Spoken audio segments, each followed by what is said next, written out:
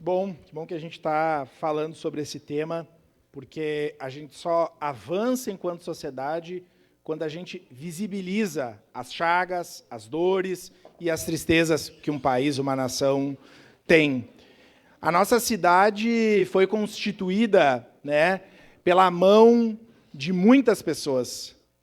E as mulheres negras, como a dona Sebastiana, como a dona Isabel, como a dona Terezinha, que são mulheres invisíveis, desconhecidas nos espaços de poder, construíram, trabalharam e sofreram muito vítima do racismo e do machismo.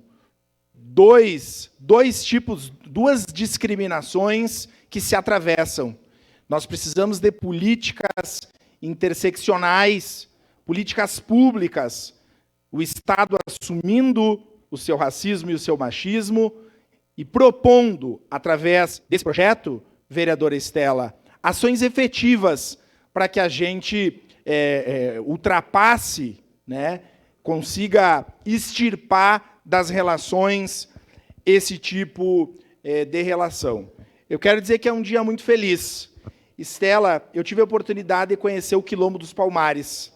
E, em geral, na história, quando a gente fala do Quilombo dos Palmares, a gente lembra de Zumbi, líder negro, que deu a sua vida lutando pela libertação. Mas a gente esquece da Dandara. Para declarar a voto. E a Dandara foi fundamental para a luta dos quilombolas na Serra da Barriga. Certamente hoje tu, nesse parlamento, representa a força, o corpo negro, a estética e a altivez de Dandara, que lá atrás lutou pela liberdade das negras e dos negros num período da escravidão.